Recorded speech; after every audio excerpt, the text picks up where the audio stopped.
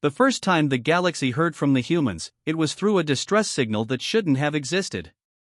Ambassador Zilta of the Cooperative Council pressed her delicate fingers against the crystalline interface of her communication pod, her four eyes blinking in sequence as she processed the impossible data streaming across her screen. The message had arrived through the emergency channels reserved for species facing extinction-level threats, channels that required unanimous council approval to access.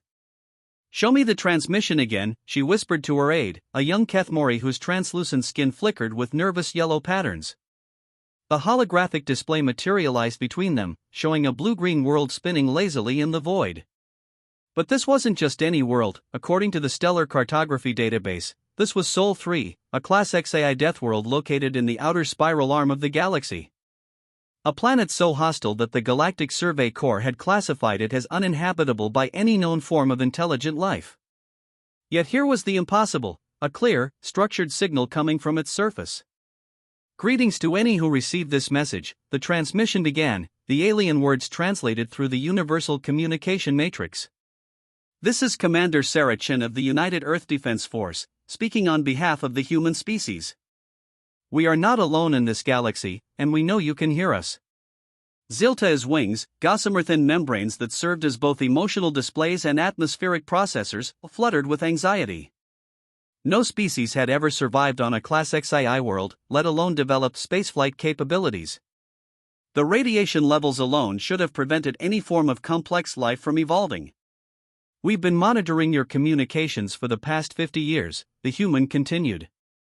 "We've learned your languages, studied your technologies, and observed your conflicts. We've remained hidden not out of fear, but out of respect for your sovereignty. However, recent events have forced our hand." The transmission cut to what appeared to be massive ships, sleek, angular vessels that seemed to absorb light rather than reflect it. Zilta had never seen anything like them. They moved with predatory grace through the void, their dark hulls bristling with weapons that defied conventional understanding. "The Consortium has declared war on the Zephyrian Federation," Commander Chen's voice continued over the images. "Their fleet is moving towards Zephyria Prime as we speak. Based on our calculations, they will arrive in 72 hours. The Zephyrians have requested aid through the emergency channels, but we know the Council's response time. By the time your peacekeeping forces arrive, Zephyria Prime will be ash." Zilta's aide made a soft keening sound.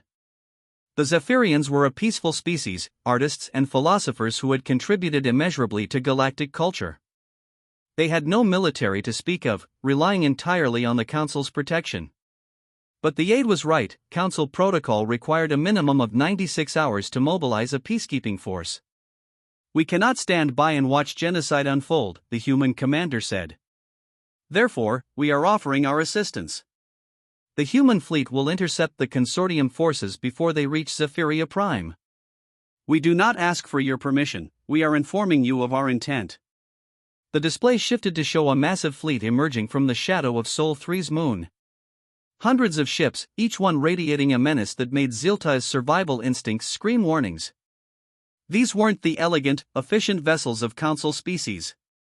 These were instruments of war, designed by minds that understood violence on a level that civilized species had forgotten. "We know what you're thinking," Commander Chen said, as if she could see through the transmission across the light years. "You're wondering what kind of beings could emerge from a death world. You're afraid we're just another threat to galactic peace. Let me be clear, we are not your enemies. But we are also not your subjects. We will not bow to your council, and we will not submit to your authority. We exist outside your jurisdiction, and we will act according to our own moral compass." The transmission ended with coordinates, not of the human homeworld, but of the intercept point where the human fleet would engage the Consortium forces. Zilta sat in stunned silence for several long moments. In her 3 centuries of diplomatic service, she had never encountered anything like this. Species who achieved spaceflight were carefully monitored by the Council. First contact was always initiated by trained ambassadors, with months of preparation and cultural exchange. The idea of a species developing in complete isolation, observing the galaxy from the shadows, was unprecedented. "Ambassador," her aide said softly, "what do we do?" Before Zilta could answer, alarms began sounding throughout the council chambers. Emergency lights bathed the crystalline walls in pulsing red as priority messages flooded in from across the galaxy. The consortium fleet had been detected moving towards Zephyria Prime, exactly as the humans had predicted. But more disturbing was the follow-up report. Long-range sensors had detected massive energy signatures moving through hyperspace toward the intercept coordinates. The Deathworlders were coming. Captain Marcus Rivera stood on the bridge of the UES Retribution, watching the swirling chaos of hyperspace through the forward viewport. Around him, his crew worked with the quiet efficiency that came from years of training and actual combat experience. Unlike the species they'd been observing, humans had never known true peace. Even as they'd reached for the stars, they'd brought their conflicts with them. "Status report," he called out, his voice carrying easily across the bridge. "Hyperspace exit in 30 minutes, sir," his navigation officer reported. "All systems green across the fleet." "Tactical?" Lieutenant Commander Sarah Park looked up from her station, her dark eyes reflecting the glow of her displays. "Consortium fleet is holding formation, approaching Zephyria Prime on a direct vector. Sensor analysis confirms 847 vessels, including 12 dreadnoughts and over 200 cruisers. They're not trying to hide their intentions." Marcus nodded grimly. The consortium was one of the galaxy's more aggressive species, a collection of militaristic cultures that had banded together under the principle that might made right. They'd been expanding their territory for decades, always careful to stay just within the bounds of council law. But their attack on the Zephyrians was different. This was naked aggression against a defenseless species. "And our fleet?" "All 342 ships reporting ready, sir. The Devastation and Prometheus are taking point with us, with destroyer squadrons flanking. The carrier group is holding back to provide fighter support."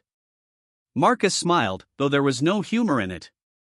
The galaxy was about to get its first taste of human warfare, and he intended to make it memorable. "Signal the fleet. When we drop out of hyperspace, we go straight to combat formation. No warnings, no negotiations." The consortium made their choice when they decided to commit genocide.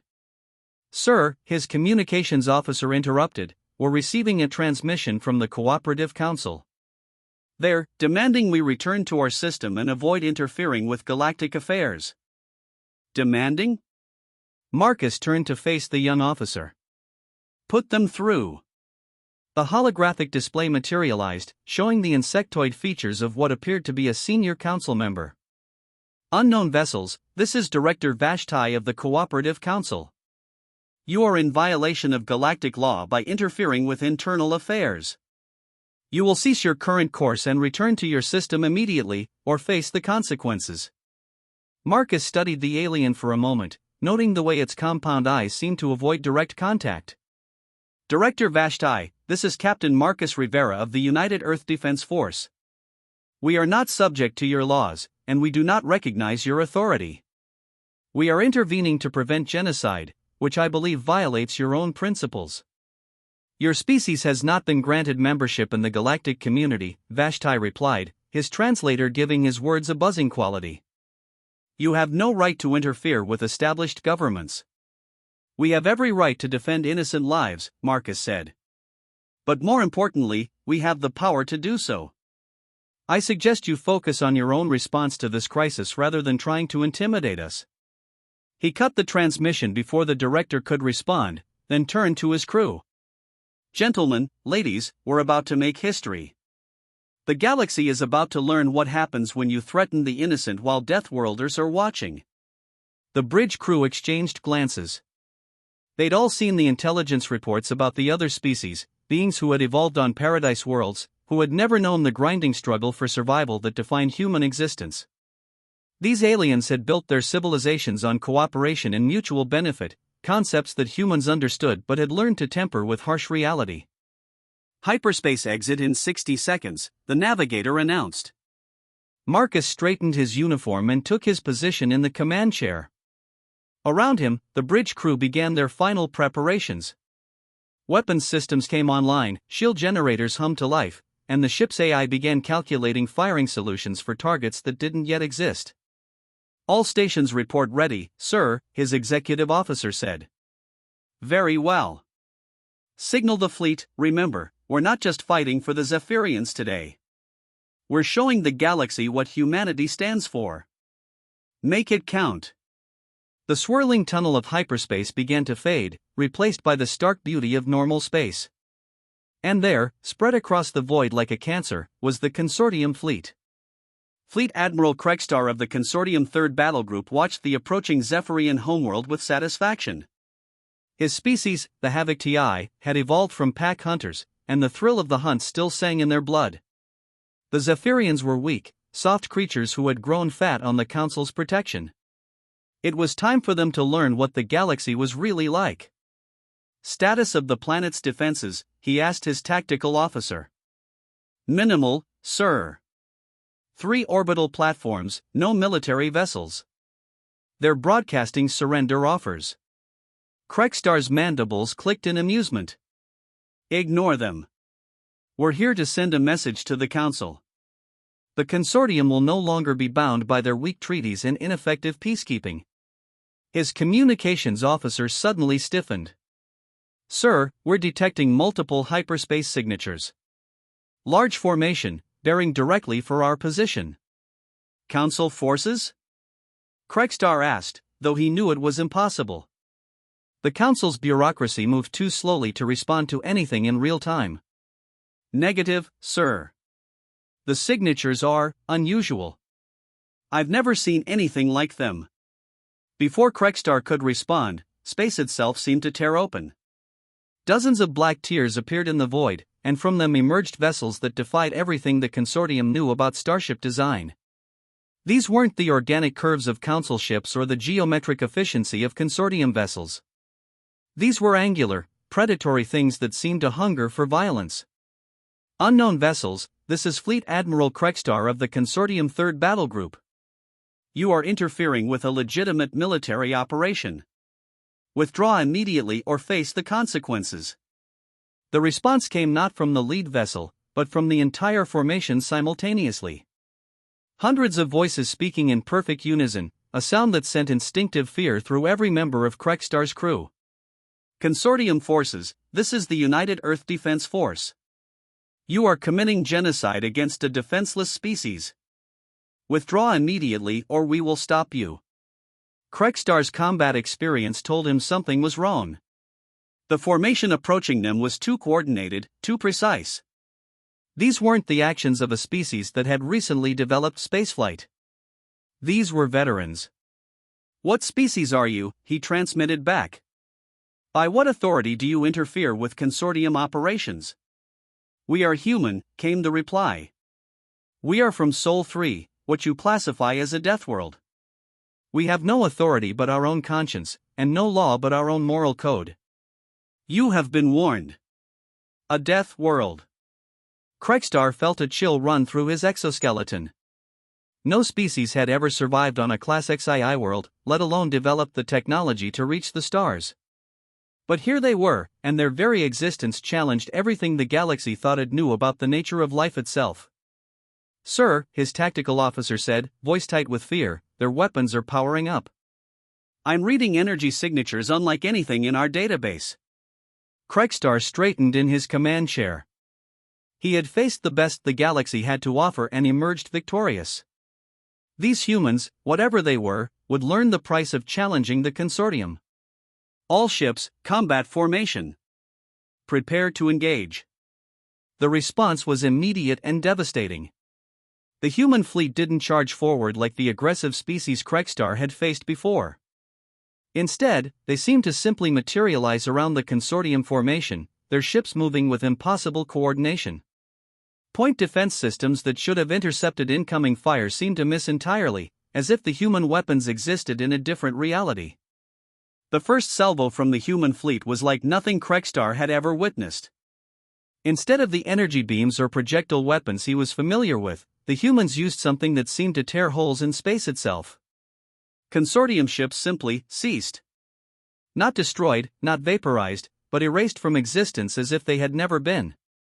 Evasive maneuvers. Kregstar shouted, but his fleet was already in chaos. The humans weren't just attacking, they were dissecting the Consortium formation with surgical precision, targeting command ships and leaving the rest of the fleet leaderless and confused. A new voice cut through the chaos, this one coming from the lead human vessel. Consortium forces, this is Captain Marcus Rivera. Your fleet is surrounded and outgunned. Surrender now and we will allow you to withdraw. Continue fighting and we will destroy you all. Kregstar looked at his tactical display and felt his blood freeze. In the span of minutes, the humans had destroyed over 200 consortium ships without losing a single vessel of their own. The remaining consortium forces were scattered, disorganized, and facing an enemy that seemed to exist beyond the normal laws of physics. How? He whispered. Sir, his communications officer asked. How are they doing this? Our ships are state-of-the-art, our weapons are the most advanced in the galaxy. How are they destroying us so easily? The answer came not from his crew, but from the human captain whose voice somehow reached him despite all communication security. Because we come from a world that tried to kill us every day of our evolution. We learned to fight not just other species, but our own environment. We learned to survive in conditions that would kill every other species in this galaxy. We are the product of endless war, endless struggle, endless adaptation. A pause, then, you picked a fight with the wrong species. The battle, if it could be called that, was over in 20 minutes. The mighty Consortium 3rd Battle Group, the force that had conquered a dozen worlds and brought 3 species to their knees, was reduced to scattered debris and fleeing survivors. The human fleet hung in space like dark angels, their weapons still glowing with residual energy. And in the distance, Zephyria Prime continued its peaceful rotation, its inhabitants safe under the protection of beings they had never imagined could exist. The emergency session of the Cooperative Council convened in the Great Crystal Chamber of the Nexus Station, the political heart of the galaxy. Representatives from hundreds of species had gathered, their various forms of communication creating a symphony of alien voices that the translation matrix struggled to process. Ambassador Zilta stood at her species-designated position, her 4 eyes taking in the chaos around her. In her 3 centuries of diplomatic service, she had never seen the Council in such disarray. The news of the consortium's defeat had spread through the galaxy like wildfire, and with it came questions that challenged the very foundations of galactic civilization. Order! Director Vashti called out, his insectoid form clicking with agitation. We will have order in this chamber. The cacophony gradually died down, replaced by the more manageable buzz of whispered conversations. Zilta could feel the tension in the air, not just fear, but something deeper. The comfortable certainty that had governed galactic politics for millennia had been shattered by the emergence of a species that shouldn't exist. We are here to address the crisis created by the interference of the humans, Vashti continued, the word seeming to stick in his translator. These beings have violated numerous galactic laws and protocols. They must be contained. A rumble of agreement arose from several quarters, but Zilta noticed that many representatives remained silent. The Zephyrian delegate, a graceful being whose crystalline body refracted light in beautiful patterns, rose to speak. Director Vashti, with respect, these humans saved my people from extinction. While the council debated procedure, they acted to prevent genocide. How can we condemn them for doing what we failed to do? Because they acted without authorization. Vashti snapped. They have no legal standing, no recognized government, no diplomatic credentials. They are a rogue element that threatens the stability of our entire civilization. They are a species that can destroy a consortium battle group without losing a single ship, another voice added. This came from the Kethmori delegate, whose translucent skin flickered with nervous patterns. Perhaps we should be asking how this is possible rather than whether it was legal. Zilta decided it was time to speak. She activated her delegation's speaking system, her voice carrying clearly through the translation matrix. Fellow delegates, we are approaching this crisis backwards. The question is not whether the humans had the right to intervene. The question is how a species evolved on a death world without our knowledge, developed technology that surpasses our own, and has been observing us for decades. A hush fell over the chamber. Zilta continued, her diplomatic training helping her choose her words carefully.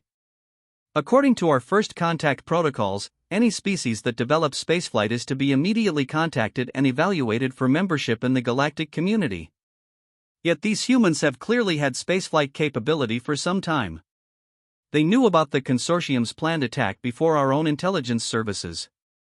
They have been watching us, learning from us, and we never knew they existed. What are you suggesting? Asked the Altarian delegate, a being whose multiple heads allowed for fascinating conversations with itself. I'm suggesting that we may have encountered the first truly alien intelligence in our galaxy's history. Every species in the Council evolved on worlds that were conducive to life. We developed along similar paths, with similar values and similar limitations. The humans evolved on a world that actively tried to kill them. They developed differently.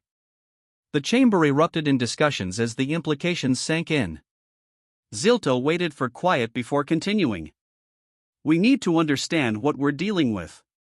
The humans have made no demands, claimed no territory, and taken no aggressive action against council members. They intervened to prevent genocide, then withdrew. But they have also made it clear that they do not recognize our authority. We are dealing with a species that operates by a completely different set of rules. Director Vashti's compound eyes fixed on her. Are you suggesting we simply ignore their violation of galactic law? I'm suggesting we face reality, Zilta replied. The humans have demonstrated military capabilities that exceed our own. They have shown they will act independently of council authority. We can either try to understand them and find a way to coexist, or we can treat them as a threat and potentially face the same fate as the consortium. The debate that followed lasted for hours, with representatives arguing over everything from legal precedents to military responses. But through it all, one fact remained unshakable: the humans existed, they were powerful, and they were not going away. Finally, the Nexari delegate, a being so ancient that its species had helped found the council, spoke for the first time. Its voice was like the whisper of wind through crystal caves. I have lived for 8,000 years. I have seen the rise and fall of civilizations, the birth and death of stars. In all that time, I have never encountered anything like these humans. They are not evil, as some suggest. They are not good, as others claim. They are something entirely new, a species shaped by constant struggle, tempered by endless conflict, and unified by a moral code that transcends their own interests. The ancient being paused, its translucent form shimmering with thought. We have a choice.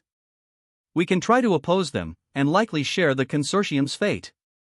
Or we can try to understand them, learn from them, and perhaps find a way to coexist with beings who view the galaxy through completely different eyes. And if they prove to be a threat? Vashti asked. Then we will face that threat when it comes. But for now, they have shown themselves to be protectors of the innocent. That is more than can be said for some council members. The voting that followed was closer than Zilta had expected, but the moderates carried the day. The council would send a diplomatic mission to establish formal contact with the humans. Not to demand their submission, but to learn about them and find a path forward. As the session adjourned, Zilta remained in her position, thinking about the message she had received that morning. The humans had agreed to a diplomatic meeting, but on their terms and at a location of their choosing. They were willing to talk, but they would not be summoned like subjects. She was about to meet the Deathworlders. The meeting took place in the void between stars, at coordinates that the humans had specified. Zilta's diplomatic vessel, the Harmony, hung in the darkness of interstellar space, its crew nervously monitoring their instruments. They had been waiting for 2 hours when space itself seemed to ripple, and a human ship materialized out of nothingness. The vessel was unlike anything in the Council's experience. Where their ships were designed for efficiency and beauty, this one was purely functional, a weapon given form and purpose. Its dark hull seemed to absorb light, making it difficult to look at directly. But most unsettling were the energy signatures that their sensors couldn't quite interpret. The ship radiated power in ways that defied conventional understanding. Incoming transmission, Zilta's communications officer reported. Put it through. The holographic display materialized, showing a human female in what appeared to be a military uniform. Her species was bipedal, like many council races, but there was something predatory about her posture, something that spoke of barely contained violence. Ambassador Zilta, I presume. I am Captain Sarah Chen, representing the United Earth Defense Force and the human species. Thank you for agreeing to meet on neutral ground. Zilta studied the human carefully. The being before her looked deceptively fragile, no natural armor, no obvious weapons, no specialized adaptations for combat. Yet this was a member of the species that had casually destroyed a consortium battle group. Captain Chen, I appreciate your willingness to talk. The Council has many questions about your species and your intentions. I'm sure you do. But before we begin, I want to make something clear. I am not here to negotiate humanity's place in your galactic community. We are not seeking membership, approval, or recognition. We are here to establish the parameters of our coexistence. The directness was startling. Council diplomacy typically involved elaborate courtesies and indirect communication. This human cut straight to the heart of the matter. I understand your position, Zilto replied carefully. But surely you can see the Council's concerns. A species of your capabilities operating independently creates uncertainties. Captain Chen's expression didn't change, but something flickered in her eyes. Ambassador, let me tell you about uncertainty. My species evolved on a world where the weather could kill you, where the animals hunted in packs, where the very air was toxic in some regions. We learned to survive by adapting, by fighting, by never giving up. Uncertainty is our natural state. She paused, and when she continued, her voice carried a weight that made Zilta's survival instincts respond. Your species evolved in paradise. You've built a civilization based on cooperation and mutual benefit. That's admirable, but it's also made you soft. You've forgotten what it means to fight for survival, to make the hard choices that keep your people alive. Is that how you see us? As weak? I see you as inexperienced. You've never faced a truly existential threat. The worst conflicts in your history have been territorial disputes or resource allocation problems. You've never had to choose between your survival and your principles. Zilta felt a chill. And you have? Every day. That's what it means to be human. We are constantly choosing between competing values, constantly weighing the cost of our actions. We saved the Zephyrians not because it was easy, but because it was right. And we would do it again, regardless of Council approval. The conversation continued for hours, with Zilta gradually beginning to understand the depth of the cultural divide between humans and the rest of the galaxy. The humans weren't evil, but they operated according to principles that the Council found difficult to comprehend. They valued individual freedom over collective security, direct action over diplomatic process, and moral certainty over legal precedent. What do you want from us? Zilta finally asked. Nothing, Captain Chen replied. We want to be left alone to pursue our own path. We have no interest in your territory, your resources, or your authority. But we also will not stand by and watch genocide, slavery, or other atrocities simply because they are technically legal under your laws. And if the Council finds your interventions problematic? Captain Chen's smile was not reassuring. Then the Council will have to decide what's more important, their legal frameworks or their continued existence. We are not your enemies, Ambassador. But we are also not your subjects. We exist outside your system, and we will act according to our own moral code. The transmission ended, leaving Zilta alone with her thoughts. The humans had made their position clear, they would coexist with the Council, but on their own terms. They would not be controlled, contained, or commanded. The galaxy now had to adjust to the presence of a species that answered to no authority but their own conscience. 6 months after the Zephyrian incident, the galaxy had begun to adapt to the new reality. The humans had not been idle during this period. Reports reached the Council of human ships appearing in remote systems, always near species that were threatened by more aggressive neighbors. They never stayed long, never made demands, but their presence was enough to deter potential aggressors. The consortium had learned their lesson. After losing nearly half their fleet in a single engagement, they had abandoned their expansion plans and turned inward. Other aggressive species had taken note and modified their behavior accordingly. The mere possibility of human intervention had created a new balance of power in the galaxy. But not everyone was content with this new status quo. High Admiral Thexvar of the Dominion Navy stood in the command center of the Eternal Conquest, the most powerful warship ever built by his species. Around him, holographic displays showed the disposition of forces throughout the galaxy, with special attention paid to the locations of human activity. The Dominion was older than the Council, a militaristic empire that had been forced to accept limitations on its expansion in exchange for peaceful coexistence. But Thexvar had never accepted those limitations. He had spent decades building a fleet that could challenge the Council's authority, and he had been waiting for the right moment to strike. The arrival of the humans had provided that moment. "Status report," he commanded. "All battle groups are in position, sir," his aide reported. "The first fleet is holding at the edge of Council space, ready to move on your orders. The second and third fleets are positioned to strike at key Council worlds if they attempt to interfere." Thexvar nodded. The plan was simple but effective. The humans had shown that the Council was weak, unable to protect even its own members. The Dominion would demonstrate that strength was the only currency that mattered in the galaxy. And the humans? "No activity in the target systems, sir. Our intelligence suggests they are spread thin, with small squadrons scattered across the galaxy. They cannot be everywhere at once." That was the key insight that had led to this moment. The humans were powerful, but they were also few in number. They could intervene in isolated incidents, but they could not simultaneously respond to multiple crises across the galaxy. Thexvar intended to exploit that limitation. "Begin the operation. All battle groups, commence simultaneous attacks on your designated targets. Let the galaxy see what happens when the strong are no longer restrained by the weak." The Dominion's attack was swift and merciless. 12 different systems came under assault at the same time, each one a member of the Council with minimal defenses. The message was clear: the old order was dead, and the Dominion was establishing a new hierarchy based on military strength. The Council's response was predictably inadequate.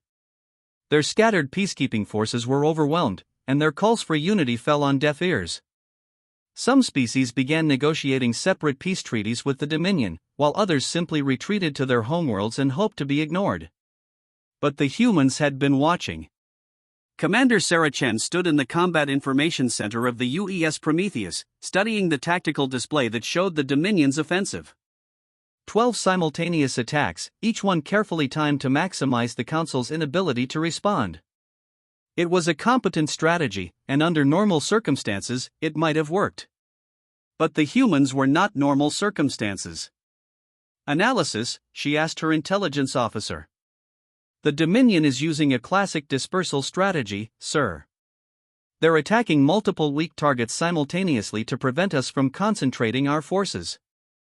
Their intelligence suggests they believe we have insufficient ships to respond to all attacks." "And do we?" "According to conventional tactical doctrine, no. We have 47 ships in the region, and they have over 800 spread across 12 systems. We cannot match their numbers at any single point." Chen smiled. "Good thing we don't follow conventional tactical doctrine. Signal the fleet. We're going to demonstrate why humans don't think like other species." The human response was unlike anything the galaxy had seen before. Instead of trying to match the Dominion's dispersal strategy, they concentrated their entire fleet and struck at the most heavily defended Dominion position. The attack was so sudden and so devastating that the local Dominion commander had no time to call for reinforcements. But that was only the beginning. As soon as the first battle was won, the human fleet split into smaller groups and struck at 3 more Dominion positions simultaneously. Then they regrouped and hit 2 more. The humans were not trying to be everywhere at once, they were being everywhere in sequence, moving so fast that the Dominion's distributed command structure couldn't keep up. "How?" Admiral Thexvar demanded as he watched his carefully orchestrated plan crumble. "How are they moving so quickly?" "Their hyperspace drives are unlike anything in our database," his tactical officer reported. "They seem to be able to jump much smaller distances much more quickly than our vessels. They're not crossing the galaxy, they're taking short hops between nearby systems." "And their weapons?" Still using the same technology that destroyed the consortium fleet. Our shields are ineffective against their primary weapons. Thexvar felt the familiar weight of military failure settling on his shoulders. In his arrogance, he had believed that the humans were simply another species with advanced technology. He had not understood that they were something fundamentally different. "Sir, the humans are hailing us. Put them through." The holographic display showed a human male, his face hard with controlled anger. "This is Admiral David Park of the United Earth Defense Force. You are conducting unprovoked attacks on peaceful species. Cease your offensive immediately and withdraw to your own territory. I am High Admiral Thexvar of the Dominion Navy. We do not recognize your authority to make such demands." Then you're about to learn the difference between authority and power. You have 30 minutes to begin withdrawal. After that, we will consider your forces hostile and act accordingly. The transmission cut off, leaving Thexvar alone with his thoughts. He had two choices: retreat in humiliation, or face the same fate as the consortium. His pride demanded he fight, but his strategic mind recognized the futility of the situation. All battle groups, begin withdrawal to Dominion space. The operation is concluded. The order was the most difficult he had ever given, but it was also the wisest. The Dominion fleet had been built to intimidate the Council, not to fight a species that had turned warfare into an art form. As his ships began their retreat, Thexvar reflected on the new reality. The humans had not just defeated his strategy, they had demonstrated that the old rules of galactic politics no longer applied. The galaxy now had a new apex predator, and everyone else would have to adapt or perish. The aftermath of the Dominion crisis marked a turning point in galactic history. The Council, faced with the reality of their own limitations, began to restructure their approach to interstellar relations. The humans had proven that their old methods were inadequate for dealing with serious threats, and change was inevitable. Ambassador Zilta found herself at the center of these changes. Her successful diplomatic contact with the humans had led to her appointment as the Council's first alien species liaison, a position that didn't exist before the humans' arrival. Her job was to monitor human activities and serve as a communication channel between the two civilizations. It was a task that grew more complex with each passing day. "Ambassador," her aide said as they reviewed the latest intelligence reports, "the humans have established a permanent presence in the Altair system. They're not interfering with local government, but they're clearly not leaving either." Zilta studied the data with growing concern. The Altair system was home to a species that had recently discovered faster-than-light travel, making them eligible for Council membership. But the humans had arrived first, and their intentions were unclear. Any communication from the humans about their activities? Nothing official. But we've detected increased data transmissions between their ships and Earth. They're reporting back to their government about something. Before Zilta could respond, her communication system chimed with an urgent message. The sender was Captain Sarah Chen, and the message was marked as high priority. "Ambassador Zilta, we need to meet. There's a situation developing that will require both of our peoples to work together. The location is attached. Come alone, and bring your full diplomatic authority." Zilta felt a chill. In all their previous interactions, the humans had been polite but distant. This message carried an urgency that suggested something serious was happening. The meeting took place in the same location as their first diplomatic contact, in the void between stars. But this time, the human ship was not alone.